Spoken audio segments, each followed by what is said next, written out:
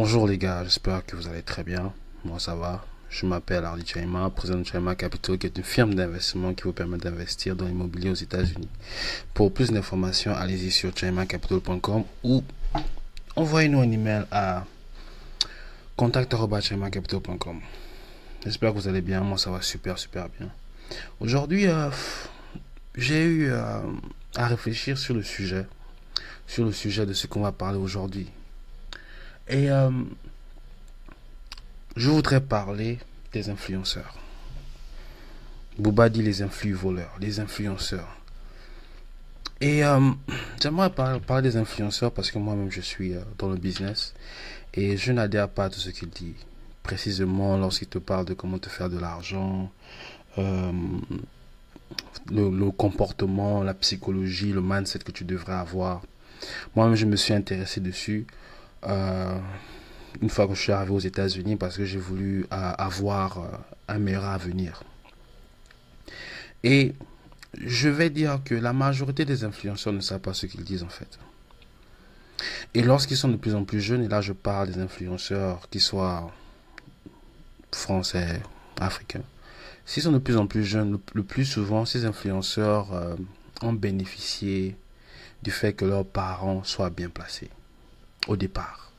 Donc, ils sont déjà bien placés au départ, ils arrivent à voyager, ils arrivent à aller en France, à Dubaï. Et à partir de là, un persona. Persona où le gars conduit la Range Rover, le gars conduit la Ferrari, la Audi. Et pour nous, on se dit que waouh, un jeune comme ça, il réussit, pourquoi moi je ne réussis pas? On se met à se comparer et quelquefois on se met à le suivre parce qu'on se dit que il doit sûrement connaître quelque chose que moi je connais pas. Quand je parle de ça, ça me fait rire parce que je connais un influenceur ici.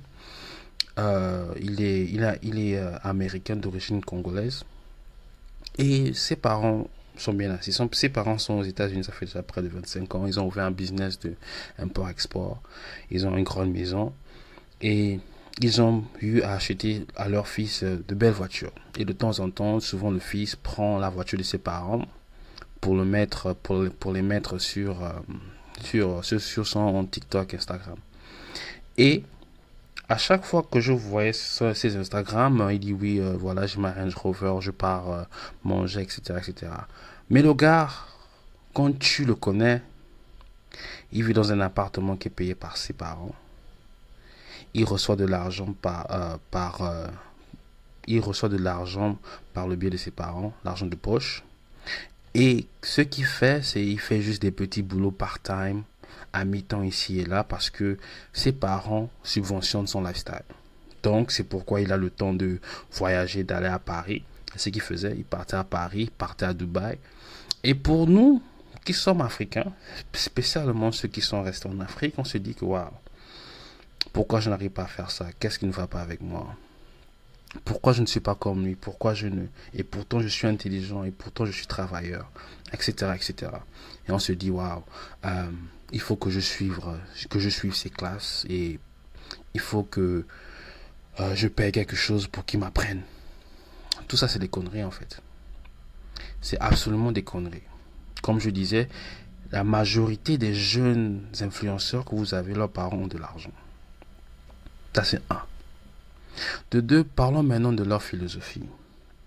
La majorité des influenceurs vont te dire oui, je me réveille à 4 heures du matin, je fais 50 pompes, je ne bois que le vinaigre.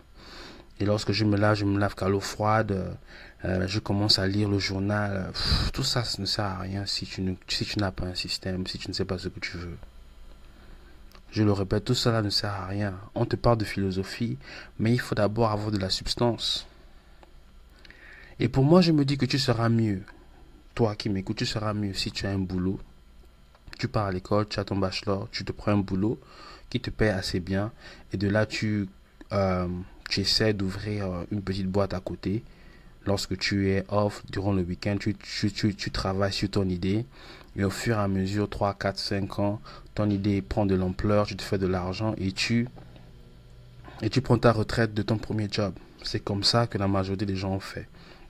Mais ces influenceurs-là te disent, ouais, c'est quand tu vas acheter mes classes.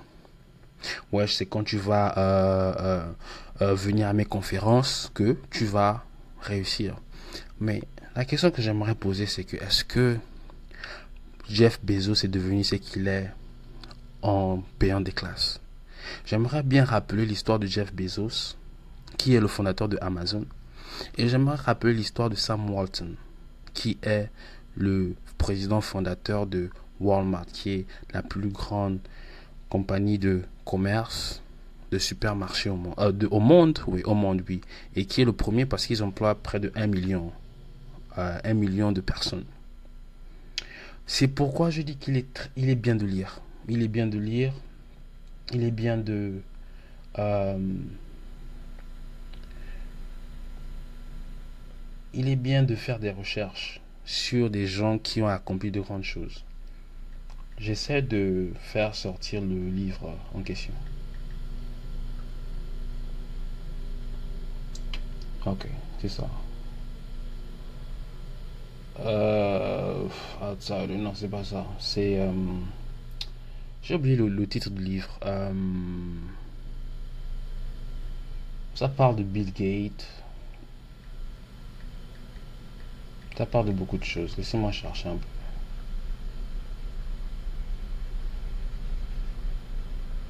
Euh,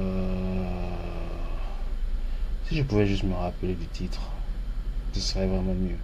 Mais dans le livre, il explique en fait que l'auteur explique que la réussite n'est pas, comment dire, n'est pas un accident. Le plus souvent, la réussite est déjà préparée par vos parents, par votre environnement. Et vous, vous n'en bénéficiez que les avantages. Ah, je crois que le titre c'est Outliner. Yeah, Outliner. Outliners. Outliers. Outliers. Ok, Outliners. Outliers. Ah, voilà, c'est là, j'ai trouvé. Et je demande à ceux que vous puissiez le lire aussi. Attendez, je montre. C'est Outliers, The Story of Success. Il explique en fait, l'auteur s'appelle Malcolm Gladwell. Il explique en fait pourquoi Bill Gates a réussi, pourquoi Sam Walton a réussi. Parce qu'aujourd'hui, on pense qu'il suffit juste de se lever un bon matin et la réussite est à nous. Il suffit juste de travailler dur et la réussite est à nous. Non, ce n'est pas le cas. Souvent, il y a des éléments que l'on ne maîtrise pas qui participent à notre réussite. Donc, revenons un peu à Sam Walton et puis Jeff Bezos. Jeff Bezos, avant qu'il soit le fondateur de Amazon, il travaillait déjà. Voilà, il avait un 9 to 5, un travail normal. Il travaillait dans les finances. Par la suite, il a eu l'idée. Il s'est dit, bon, j'ai une idée, j'aimerais ouvrir un store online, un magasin online qui va me permettre de vendre des livres. Il a fait un appel de fonds. Et dans les appels de fonds, là, ses parents l'ont remis 100 000 dollars. 100 ou 200 000 dollars. 100 ou 200 000 dollars, 100 ou 200 000 dollars, c'est l'équivalent de 97 000 euros. Si vous avez des parents qui vous donnent 50 000 euros pour commencer un business, vous n'avez pas plus de chances de réussir que des parents qui ne vous donnent rien et vous partez de zéro. Souvent, on oublie que vous avez besoin d'un push pour commencer. Allons-y à Sam Walton. Sam Walton qui est le fondateur de la plus grande compagnie de, comment on appelle ça, de commerce aux États-Unis et au monde. Il a reçu de l'argent de son beau-père d'une valeur de 15 à 20 000 dollars. Et c'est ce qui l'a aidé à ouvrir son premier magasin. Est-ce que fallait qu'il boivent du vinaigre, se réveillent? Non, ils ont été dans un environnement qui leur a permis d'accéder un peu plus rapidement à leurs objectifs. Donc le problème, ce n'est pas seulement toi, mais où tu te trouves. Si tu te trouves par exemple je prends un exemple, dans un pays ou dans un village reculé en Afrique, comment tu vas faire euh, pour, euh, pour réaliser tes idées? S'il n'y a pas Internet, s'il n'y a pas de route, tu ne pourras pas réaliser tes idées malgré la qualité d'idées que tu as. Il va te falloir être en ville.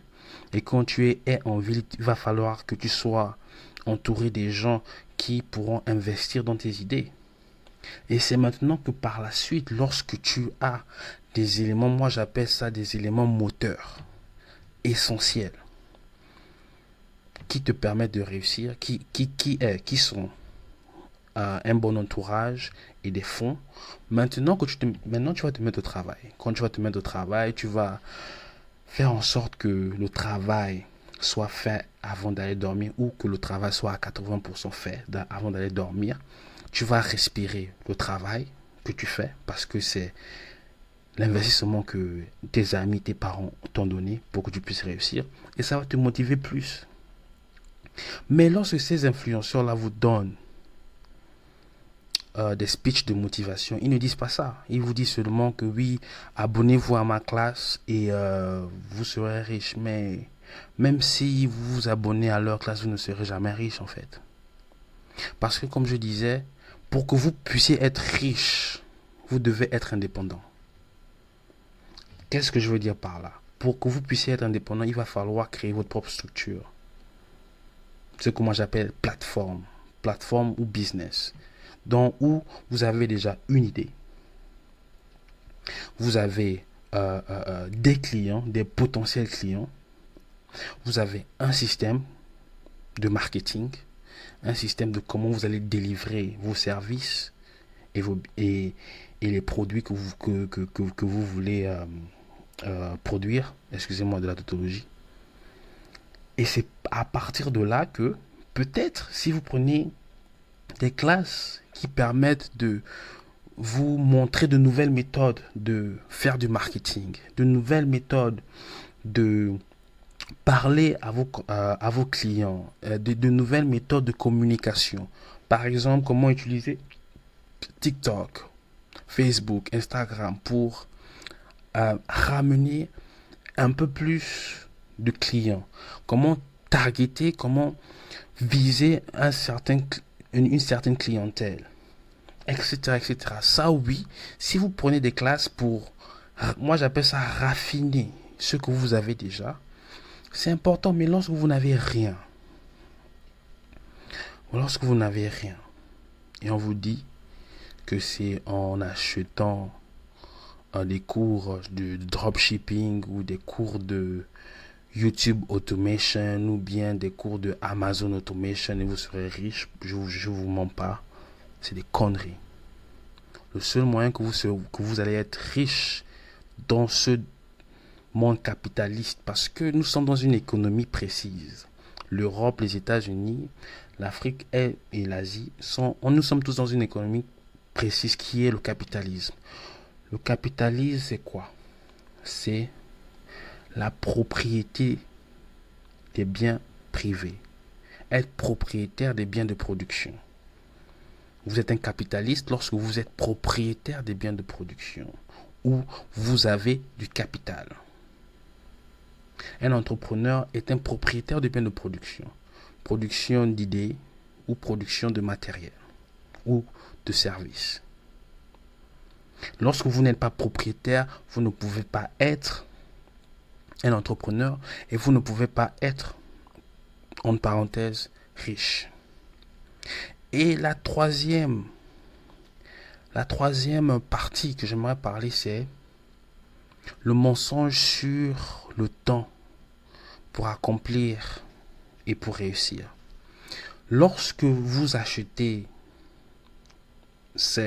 les produits de ces influenceurs, ils vous promettent un résultat rapide. Mais le problème, c'est que ça va à l'encontre de la science de l'entrepreneur. Parce que l'entrepreneur prend un risque. Donc, s'il prend un risque, ça veut dire que le résultat n'est pas garanti. Mais le problème, c'est que vos influenceurs vous vendent un résultat garanti. Donc, est-ce que vous êtes entrepreneur? Et si le résultat est garanti, si par exemple un influenceur a découvert un moyen de faire 15 000 euros par mois, pourquoi va-t-il partager ça à d'autres personnes? Parce que plus les personnes vont savoir qu'il y a un moyen de faire 15 000 euros, plus le marché sera saturé. Et le premier qui fait 15 000 euros ne fera plus 15 000 euros, il fera moins. Et ça, c'est l'économie de base. C'est pourquoi je dis que avant de vous abonner à n'importe quel influenceur, lisez, instruisez-vous. Il y a des livres. Je sais que ce livre est en anglais, mais je crois que c'est en français.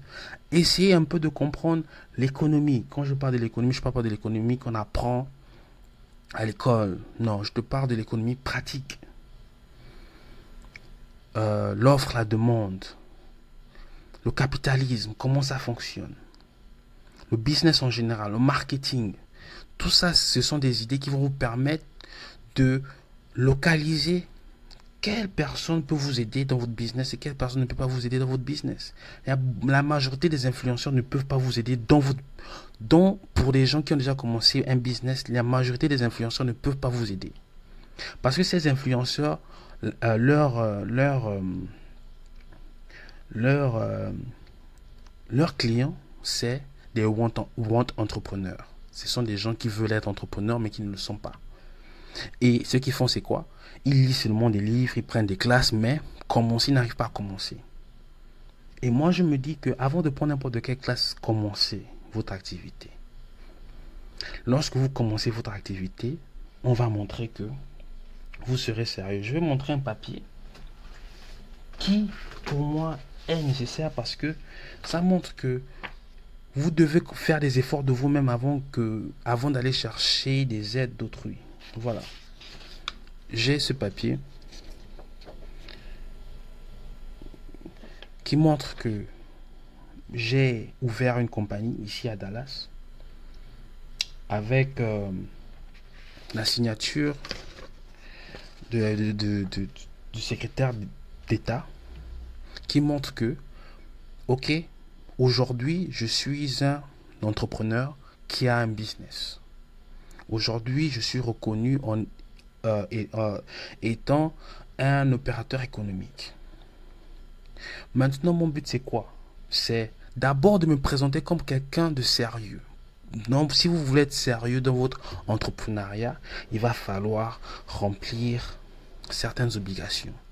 Vous n'êtes pas obligé d'aller directement, légalement, ouvrir votre compagnie, mais au moins soyez en activité. Parce que ces entrepreneurs, ces influenceurs, ils savent que la majorité des gens qui les écoutent ne vont rien faire. C'est pourquoi ils promettent tout et rien. Et lorsque vous êtes entrepreneur, sachez que vous prenez un risque. Ce que vous faites peut ne pas réussir. Et même si ça ne réussit pas, ça peut vous servir de leçon pour que vous puissiez faire mieux demain. Donc lorsque vous achetez les classes qui vendent, posez-vous la question. Vous achetez une connaissance qui peut vous servir ou vous achetez un résultat précis. Lorsque quelqu'un, un influenceur vous dit investissez dans ça, vous aurez 1000 dollars. Quand même. Aujourd'hui, je reçois même des gens online qui me proposent d'investir dans le Bitcoin. Je ne sais pas si j'ai encore les messages là.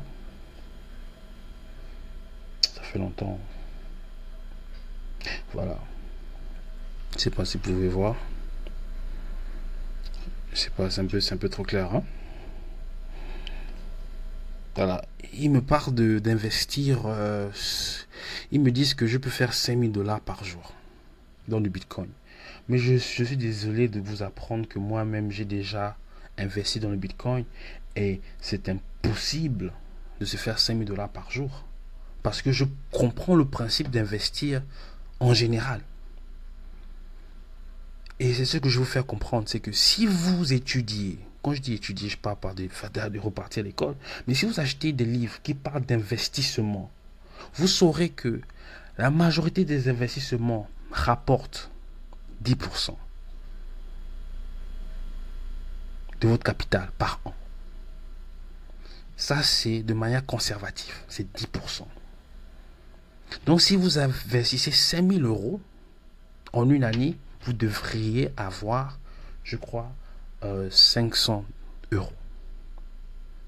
Maintenant, lorsque le retour sur investissement devient de plus en plus grand, c'est-à-dire que lorsque le retour d'investissement devient 20, 30, 40, 50%, vous avez affaire à deux choses. Un, le risque devient élevé parce que plus vous avez d'opportunités de vous faire de l'argent sur un investissement, plus vous avez l'opportunité de perdre votre capital.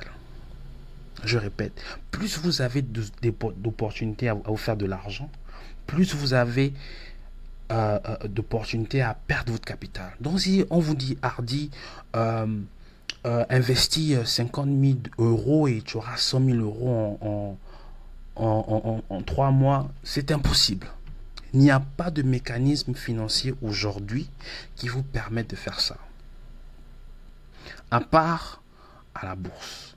Mais même à la bourse, là, on va dire qu'il y a deux moyens de faire ce que je dis là, dans la bourse. C'est si vous êtes un day trader, c'est-à-dire que vous achetez, vous revendez des actions à chaque heure, chaque minute. Vous avez un très grand capital pour commencer. Et vous avez de très bonnes informations. Et même lorsque vous faites ça, il se peut que sur un mois, peut-être la première semaine, vous allez faire 5 000 euros, mais à la fin du mois, vous allez tout perdre parce que le risque est trop élevé.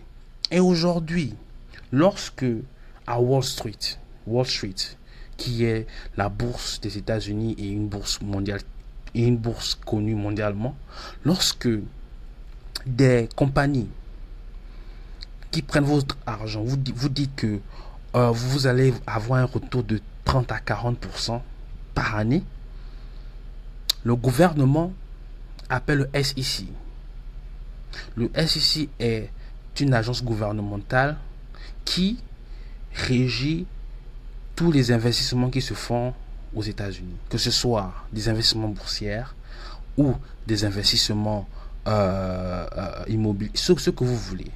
En fait, lorsque vous investissez pour un produit, on appelle ce produit-là securities.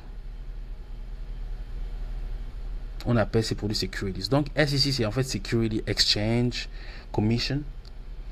Eux, leur rôle, c'est de cibler des compagnies qui promettent de grands retours. Parce que si ces compagnies promettent de grands retours, soit ils trichent, soit ils mentent. C'est ce qui s'est passé avec Bernard Madoff. Bernard Madoff, lui, son retour sur investissement, il promettait combien? Laissez-moi checker ça rapidement. Bernard Madoff.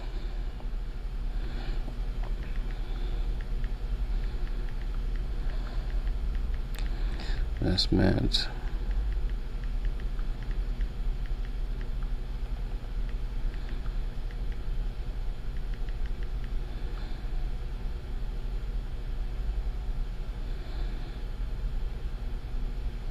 Bon,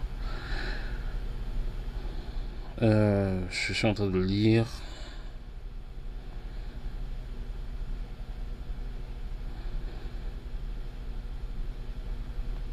Je suis en train de lire rapidement pour voir combien il faisait. Et Bernard Madoff, il était un gars respecté. Il était un gars très respecté. Voilà, il dit ici que le retour de Bernard Madoff, lorsque vous investissez avec lui, le retour de Bernard Madoff était high, de 10 à 20% par an, et consistant.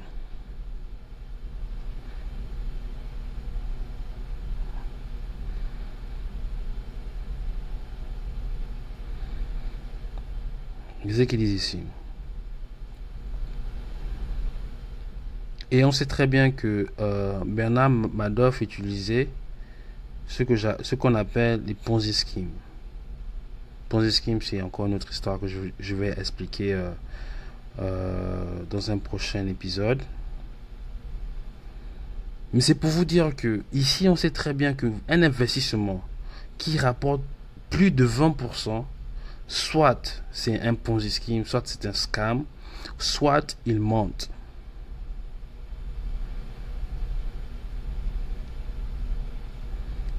Soit il monte. Et qu'est-ce qu'il faisait? Le Ponzi scheme, c'était quoi? C'est-à-dire que vous êtes un premier investisseur, il prend un deuxième investisseur, il prend un troisième investisseur. Donc, il vous disait que vous allez avoir un retour de 20% sur votre argent pendant 5 ans. Ce qu'il faisait, c'est quoi? Il prenait l'argent du deuxième investisseur pour payer le premier investisseur. Il prenait l'argent du troisième investisseur pour payer le deuxième investisseur. Ce qu'il ne devait pas faire, ce qu'il devait faire, c'est quoi? C'est que l'argent de chaque investisseur, il devait investir ça dans le marché et laisser le marché faire un retour sur l'argent investi. Mais il ne faisait pas ça. Ce qui faisait en sorte que ces retours dans les investissements étaient toujours constants et grands. Et ça a appelé beaucoup de monde pour dire que, bon, écoutez, il y a quelque chose qui cloche.